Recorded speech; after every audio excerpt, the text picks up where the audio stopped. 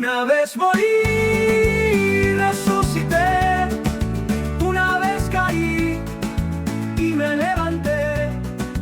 Y soy feliz porque podré siempre decir, voy a vivir y desde aquí siempre lo haré a mi manera.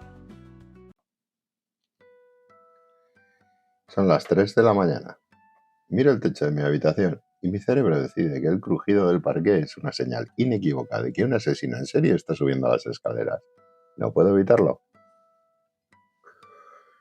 Pensaba en cómo nos pasamos la vida intentando predecir el futuro, como si estuviéramos atrapados en una asignatura perpetual de adivinación y profecía en una versión de Hogwarts, bastante más lúgubre, húmeda y corporativa de la que te vendieron en las novelas.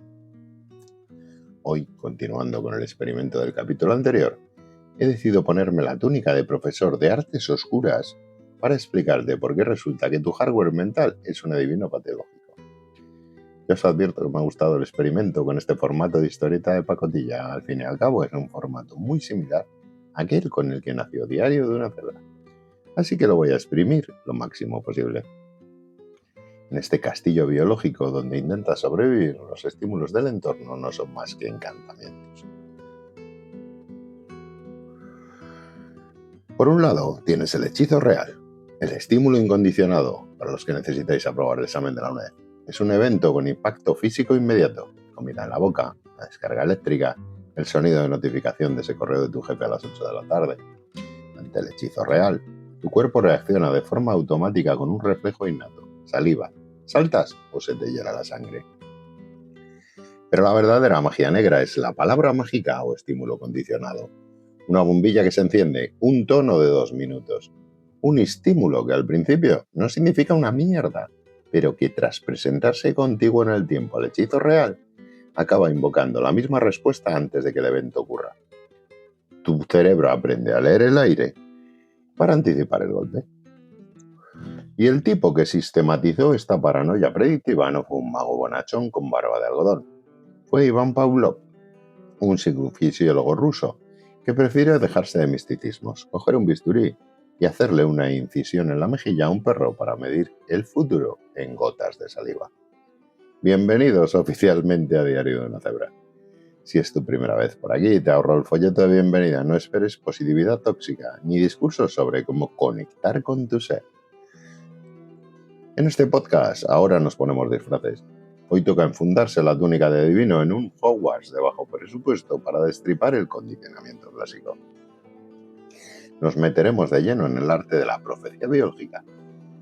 Vamos a desgranar cómo el cerebro aprende a predecir si viene el golpe o el premio, analizando conceptos como la contingencia de rescorla o el bloqueo de camino.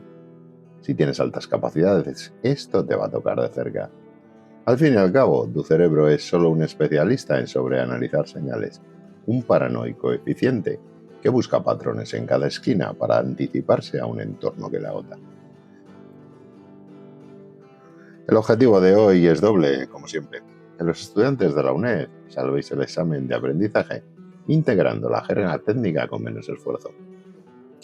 Y que los adultos neurodivergentes entendáis de una vez por qué vuestro hardware os obliga a vivir en un estado de alerta perpetuo. Ajustaos la túnica, empezamos las clases. Imagina que estás tumbado en el sofá de tu casa en silencio. De repente escuchas el siseo característico de una llave rozando el metal de la cerradura exterior. Tu ritmo cardíaco se dispara y tu musculatura se tensa de golpe. Tu cerebro ya ha calculado que en 3 segundos la puerta se abrirá y aparecerá tu compañero de piso, ese con el que tienes una conversación incómoda pendiente desde el martes. ¿Cómo sabías lo que venía? No es adivinación divina. Es algo mucho más mundano y biológico, el mecanismo de la asociación. Tu cerebro simplemente ha conectado un estímulo, el siseo metálico de la llave, con la inminente llegada de la persona. En nuestra particular escuela de magia y hechicería, a esta reconfiguración de tu cableado interno la llamamos aprendizaje. Y olvídate de la poesía barata y de la autoayuda corporativa, la definición técnica es fría como el acero. El aprendizaje se define como un cambio inferido en el estado mental de un organismo como consecuencia de la experiencia. No lo puedes ver directamente bajo un microscopio, solo deduces que ha ocurrido porque influye en la conducta del sujeto. permitiéndole adaptarse a un entorno que cambia constantemente de reglas y de peligros. Para entender cómo nos convertimos en estos paranoicos eficientes que predicen el futuro para sobrevivir, tenemos que bajar a los sótanos del laboratorio de Iván Pavlov. El fisiólogo ruso no era precisamente un filántropo que buscaba acariciar cachorritos. Él quería medir el alma con decimales. Dedicó más de 30 años de trabajo experimental a estudiar lo que denominó las relaciones nerviosas temporales o reflejos condicionados, que no son más que asociaciones grabadas a fuego en el tejido de tu cerebro. Su metodología empírica no tenía nada de mística, pero sí mucha fontanería biológica. Pavlov cogió a sus perros de laboratorio y les practicó una pequeña incisión en la mejilla, dejando al descubierto el conducto salivar para poder recoger y cuantificar con precisión quirúrgica cada gota de saliva segregada. Se introducía un trozo de carne en la boca del animal, este empezaba a salivar inmediatamente. No hay misterio aquí. Se trata de un reflejo innato, una respuesta fisiológica instalada de fábrica, que no requiere entrenamiento previo.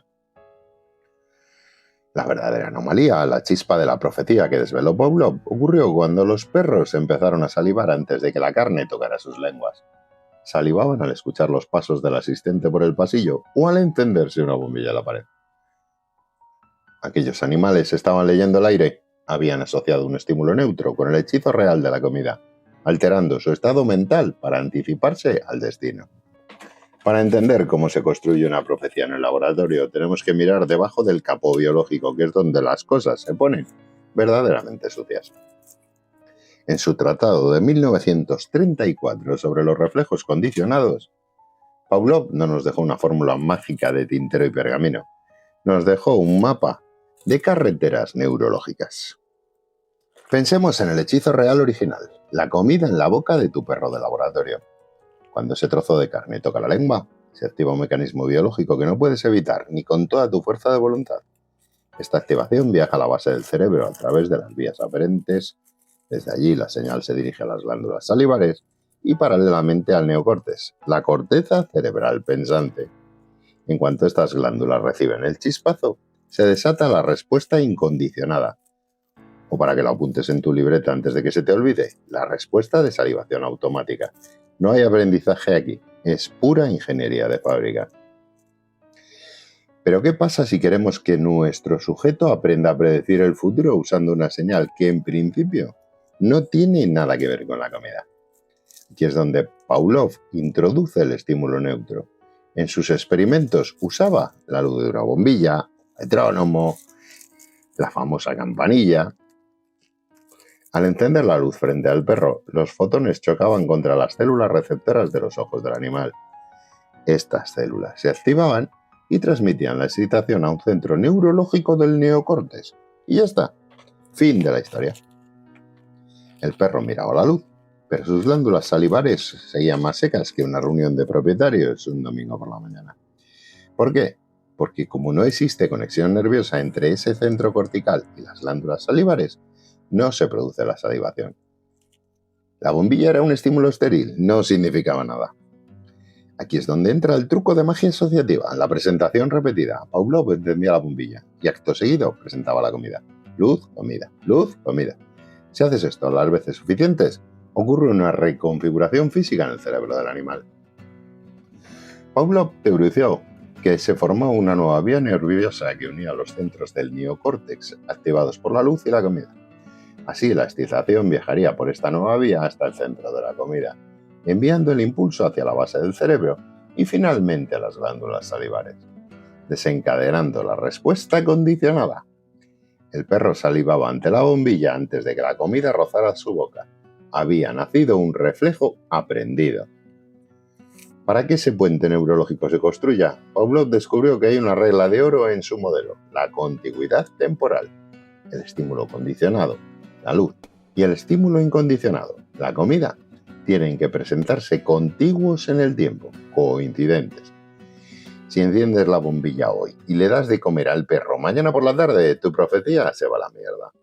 Tu hardware necesita que los eventos ocurran casi a la vez para que el cerebro asuma que uno es la señal del otro. Según Pavlov, sin esta coincidencia temporal no hay reflejo condicionado y sin esta asociación estás ciego ante lo que está por venir. Para que una profecía sea tomada en serio por nuestro Ministerio de Magia, no basta con que el adivino de turno jure que ha tenido una visión entre sudores fríos. Necesitamos datos.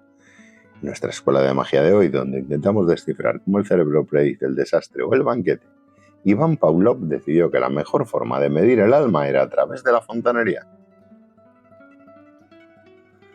Olvídate de las bolas de cristal y de las cartas del tarot.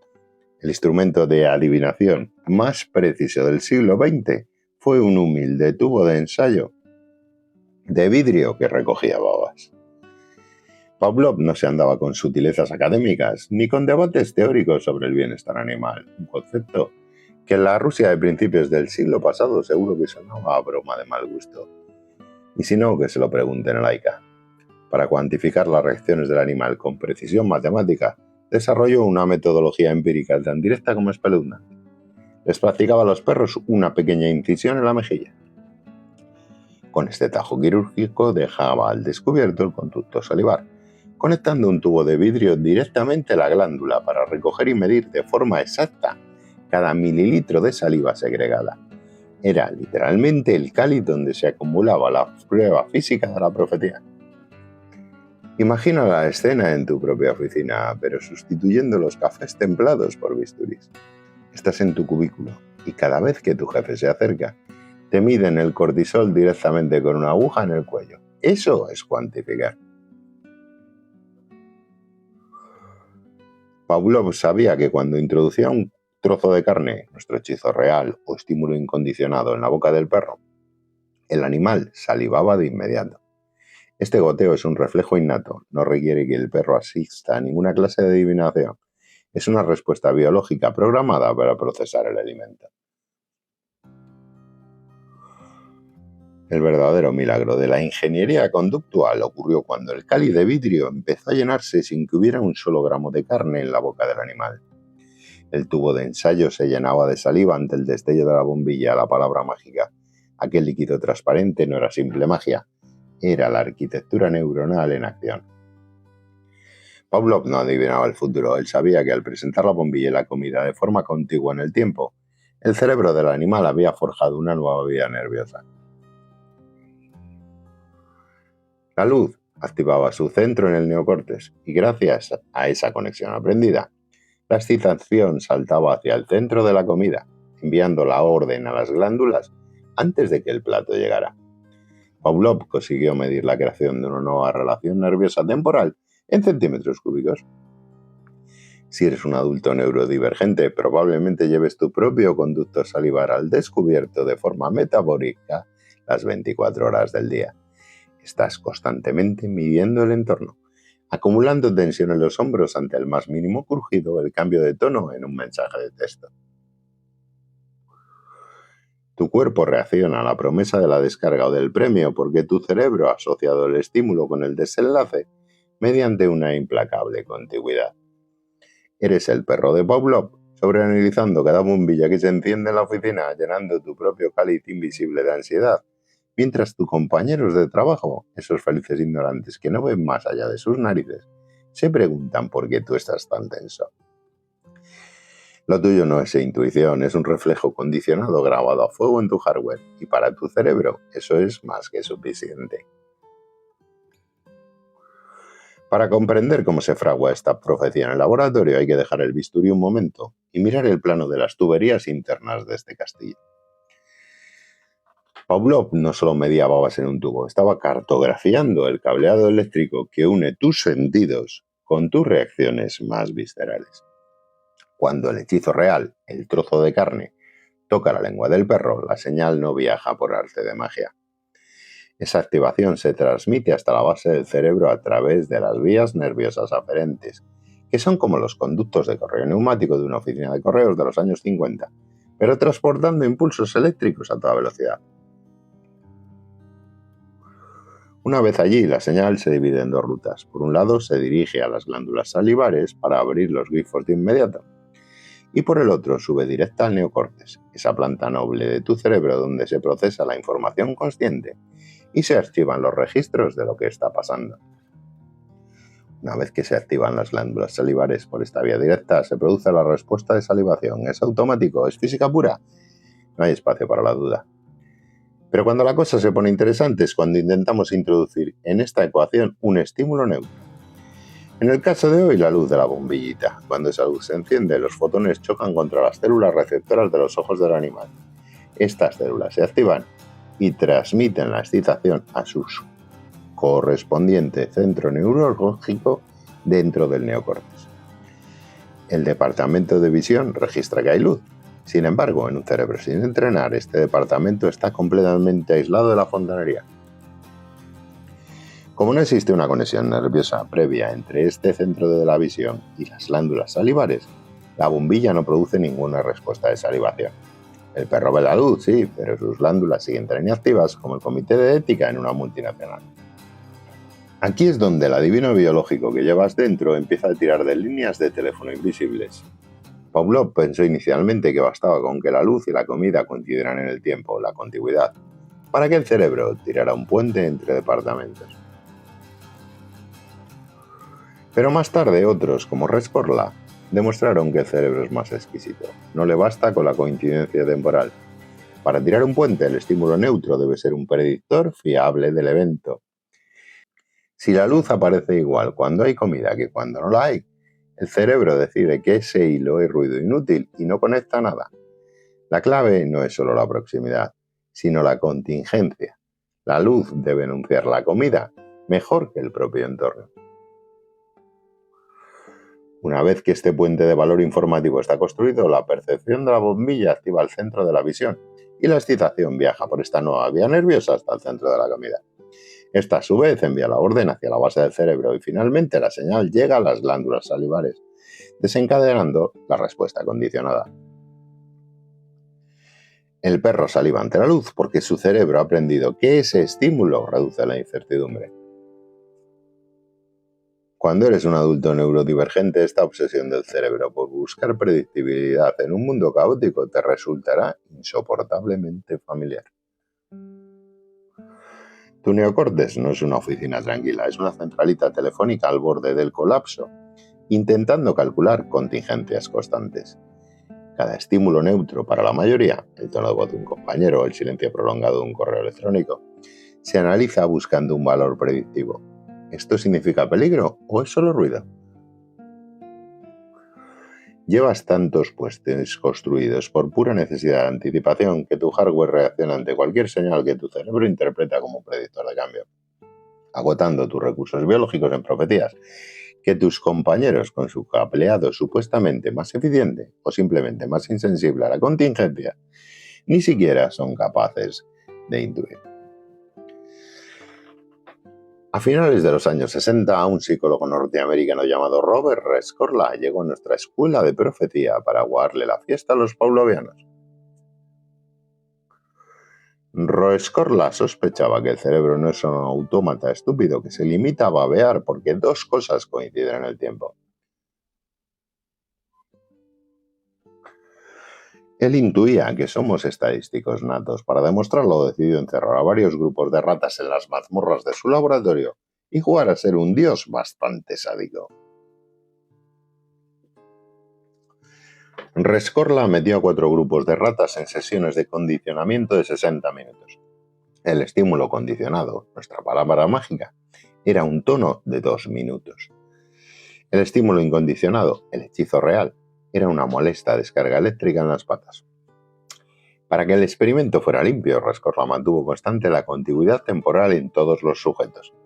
Esto significa que la probabilidad de recibir la descarga mientras sonaba el tono era exactamente la misma para todas las ratas, un 0,4.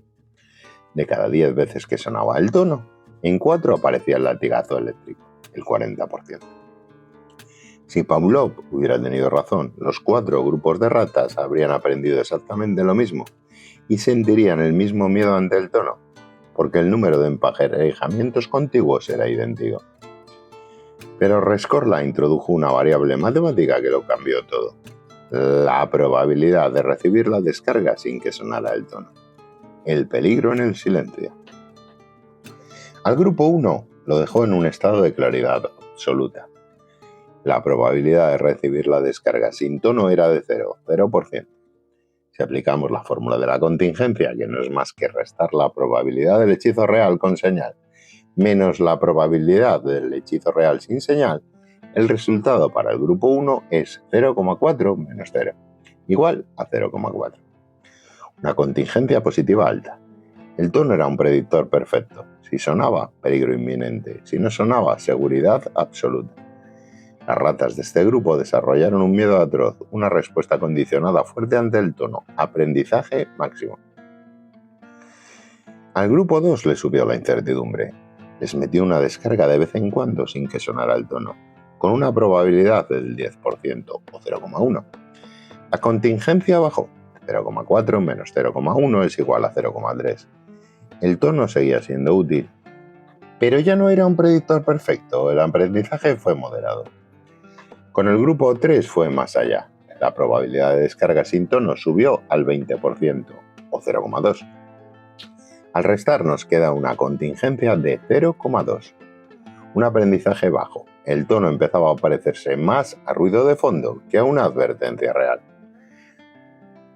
Y entonces llegamos al grupo 4, la obra cumbre del nihilismo experimental de Rescorla. En este grupo, la probabilidad de recibir la descarga sin tono era del 40%. Exactamente la misma que con el tono. Si hacer la resta, 0,4 menos 0,4, da un redondo y absoluto 0, contingencia nulo. El tono no predecía una mierda. La descarga caía del cielo con la misma frecuencia, tanto si sonaba la señal como si no sonaba. El resultado, aprendizaje nulo. Las ratas ignoraban el tono por completo. No mostraban ni un ápice de miedo cuando sonaba. Lo que Rescorla demostró y lo que tu cerebro de alta capacidad sufre a diario en silencio es que el condicionamiento no depende solo del número absoluto de emparejamientos contiguos. Depende de la contingencia. El cerebro necesita comparar la probabilidad de que ocurra el evento con señal frente a la probabilidad de que ocurra sin ella.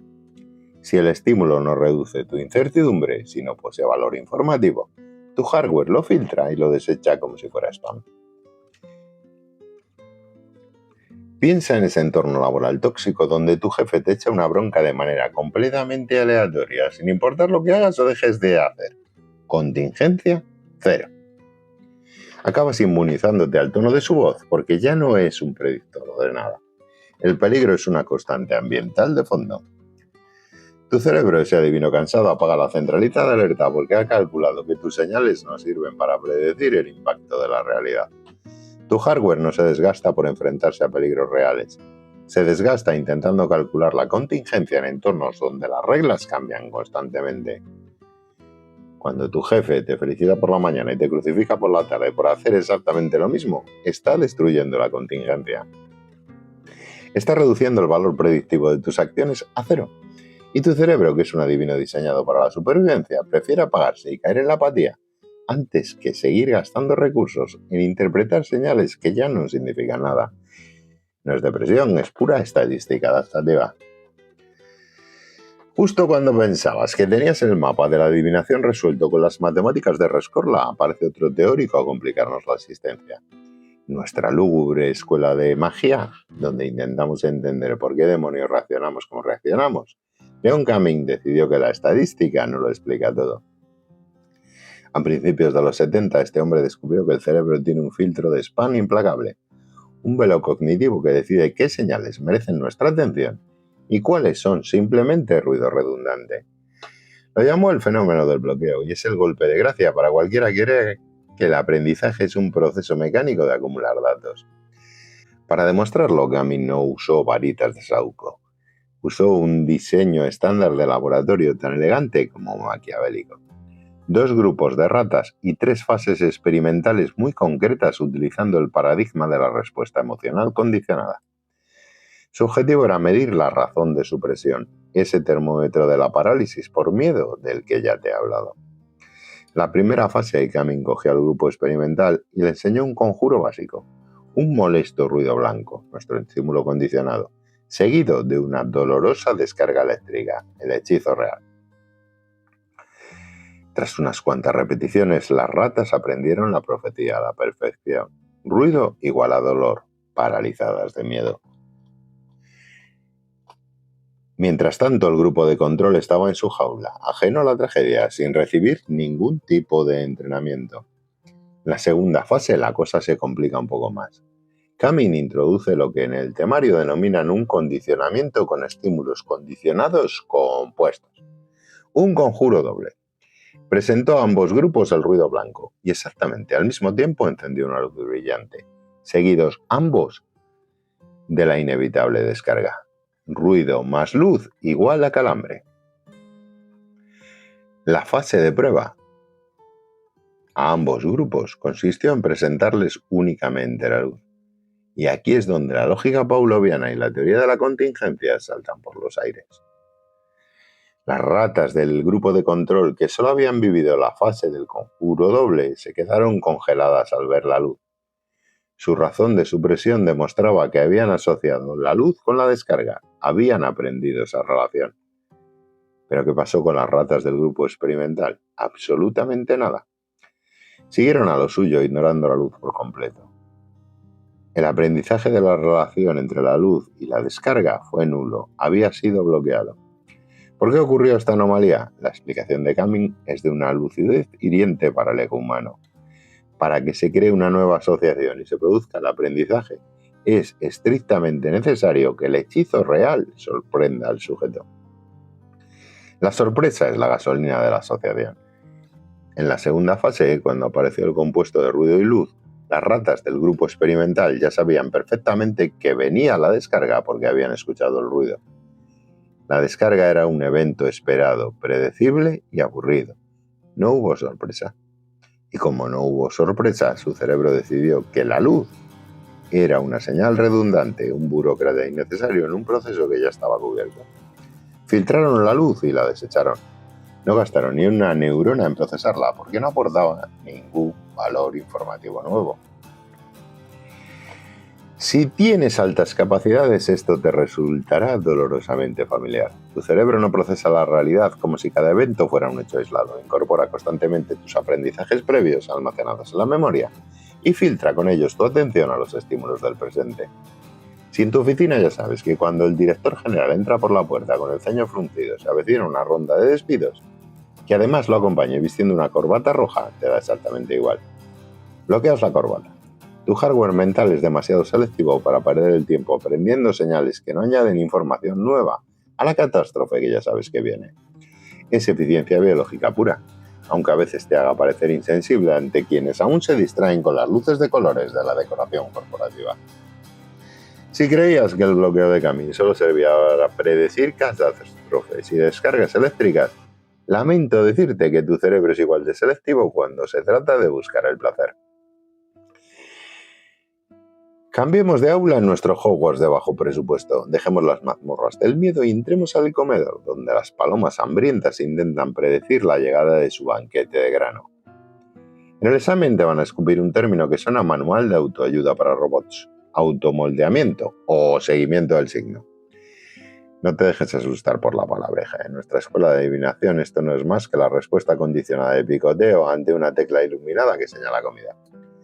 La paloma no puede evitarlo. Ve la señal luminosa y empieza a picotear el cristal como si con ese gesto estuviera invocando físicamente el grano. Eso es su forma de interactuar con la profecía. Para estudiar esto, Cumming metió a sus palomas en cajas de Skinner diseñadas para aves, de nuevo dos grupos. En la primera fase del grupo experimental se enfrentó a la runa roja. Una tecla roja se iluminaba en la pared y segundos después aparecía el grano, nuestro estímulo incondicionado apetitivo. Tras unos cuantos emparejamientos, las palomas ya dominaban el automoldeamiento. Picoteaban la runa roja en cuanto se encendía. Sabían que ese color garantizaba comida. El grupo de control, mientras tanto, seguía de vacaciones cognitivas sin entrenamiento alguno. En la segunda fase, Cumming les presentó un conjuro compuesto. Iluminó la runa verde al mismo tiempo que la runa roja. Ambas teclas brillaban juntas y ambas predecían la comida. Y aquí llega la prueba definitiva, el momento en el que se enciende únicamente la runa verde para ambos grupos. Las palomas del grupo de control, que debutaban con este juego de luces, picotearon la tecla verde con entusiasmo. Habían aprendido la asociación. En cambio, las palomas del grupo experimental miraron la luz verde con la misma apatía con la que tú miras un banner de cookies en Internet. Ignoraron la luna verde por completo, solo respondían ante la roja. El bloqueo había vuelto a ocurrir, pero esta vez con un premio en lugar de un castigo. ¿Por qué? Porque la tecla verde apareció junto a un estímulo que ya predecía por sí mismo el alimento. La comida posterior a la luz verde no aportó ninguna novedad, no produjo sorpresa en las palomas. Para que el cableado de tu cerebro se moleste en registrar una nueva asociación entre un estímulo condicionado y uno incondicionado, no basta con la contigüidad temporal. Tampoco basta con la contingencia matemática. El evento debe de ser un predictor fiel, sí, pero además su consecuencia debe sorprenderte. Si te pasas la vida en una oficina donde te prometen un bonus de productividad usando una nueva metodología de trabajo, la runa verde, pero sabes de sobra que el dinero te lo van a pagar igual porque tu contrato ya lo estipula, la runa roja, tu cerebro va a bloquear la nueva metodología al instante. No vas a aprender a usarla, no vas a picotear esa tecla verde por mucho que brille, es un gasto de energía inútil. Tu hardware mental prefiere almacenar los aprendizajes previos en la memoria y filtrar los estímulos presentes, procesando selectivamente solo aquellos que tienen un verdadero valor informativo. Si no hay sorpresa, no actualizas tu software. Y si no hay actualización de software, seguimos picoteando la misma tecla de siempre, esperando que el mundo, por una vez, deje de ser tan predeciblemente aburrido. Hagamos un alto en el camino, quitémonos un segundo la túnica de divino de este Hogwarts del Temu, respiremos y miremos las cartas que tenemos sobre la mesa. Acabamos de destripar el núcleo duro del condicionamiento clásico. Y es hora de que guardes la chuleta definitiva en tu cabeza para el examen. Para Pavlov todo era una cuestión de sincronización pura y dura, la contigüidad temporal. Si presentas la palabra mágica y el hechizo real juntos, el cerebro tira un cable físico en el neocortes y listo. Ya estás salivando ante una bombilla. Pero llegó Rescorla a demostrarnos que tu hardware es bastante más calculado. Lo que importa es la contingencia, esa resta matemática entre la probabilidad del hechizo real con señal y la probabilidad de que ocurra sin ella. Si el resultado es cero, la señal es ruido inútil y tu cerebro la ignora. Y finalmente Camin le puso el lazo al paquete con el fenómeno del bloqueo. No basta con la coincidencia ni con la estadística. Para aprender necesitas que el desenlace además te sorprenda. Si un estímulo previo ya predice el impacto, cualquier señal nueva se topa con un filtro de spam cognitivo que la desecha por redundante. Ya tienes el temario técnico masticado. Ahora, si me lo permites, voy a dejar de hablarle a tus apuntes para hablarle directamente a los que sienten ese cansancio y esa intensidad que te quema por dentro. Hablemos de ti, que tienes lo que el mundo denomina hoy altas capacidades, porque superdotado puede ofender a los que tienen la piel muy fina. Hablemos de por qué sientes tu cabeza como un reactor nuclear a punto de colapsar, mientras tus compis de oficina deciden plácidamente qué van a comer hoy. En nuestra asignatura de profecías de hoy te he explicado que Camin descubrió el bloqueo para demostrarnos que el cerebro es una máquina eficiente. Si ya tienes una señal fiable que anticipa el impacto, tu hardware bloquea las señales nuevas para no saturar el sistema. Es un filtro de spam evolutivo precioso. El problema es que tu filtro de spam vino defectuoso de fábrica. Donde una persona promedio tiene un muro de hormigón que bloquea los estímulos redundantes, tú tienes un velo de gasa transparente. Tu mecanismo de bloqueo es poroso, casi inexistente. No filtras, no desechas la luz verde porque ya entiendas la roja. Tu cerebro procesa la luz roja, la verde, el parpadeo del fluorescente del techo, el olor a humedad del conducto del aire acondicionado y el tono exacto de voz con el que tu compañero de cubículo ha arrastrado la S al decirte buenos días. Para ti, la contigüidad temporal no es un concepto que memorizar para el examen. Es una losa diaria. Porque tú asocias todo con todo de forma automática y dolorosa. Si tu jefe suspira mientras mira su pantalla y 3 minutos después te llega una notificación pidiéndote una reunión breve, tu neocortes ya ha tirado una conexión nerviosa temporal instantánea y robusta. Suspiro igual a despido, suspiro igual a catástrofe. Tu cerebro no se limita a calcular la contingencia de las señales evidentes, calcula la probabilidad de cada evento fortuito que ocurra a tu alrededor. Eres un estadístico obsesivo compulsivo que no puede apagar la calculadora, un cerebro bayesiano en estado puro. Haces la resta de Rescorla en tiempo real con microdetalles insignificantes. Calculas la probabilidad de que un silencio de 2 horas en WhatsApp signifique que tu pareja está a punto de dejarte, comparándola con la probabilidad de que ese silencio ocurra en un día normal. Y como tu sensibilidad extrema detecta variaciones del 0,01 en el entorno, tu contingencia casi nunca es cero. Todo te parece predictivo. Todo tiene un valor informativo potencial. Todo es una palabra mágica que anuncia un hechizo real inminente. Esto no es un superpoder por mucho que te lo vendan los psicólogos de taza de desayuno o los gurús de la autoayuda en LinkedIn. Es un desgaste biológico. Vivir sin el bloqueo de Cumming significa que tu hardware asimila constantemente asociaciones compuestas que los demás simplemente ignoran porque sus cerebros las consideran redundantes. Tus compañeros viven en un mundo plano y manejable y tú vives en un templo lleno de runas brillantes que parpadean al mismo tiempo, exigiéndote que las descifres antes de que el techo se te caiga encima. Por eso terminas el día reventado, con el conducto salivar de tu ansiedad desbordado y la musculatura de los hombros tan tensa como si hubieras estado esquivando descargas eléctricas en una caja de Skinner durante 8 horas. Porque para tu cerebro la magia de la asociación nunca se detiene. Y la peor parte de ser un adivino interactivo en un mundo de insensibles es que la mayoría de las veces tus profecías son estadísticamente acertadas, pero no tienes a nadie a quien explicárselas y que te miren como si fueras el perro paranoico de Pavlov, babeando a solas ante una bombilla que solo tú estás viendo encendida.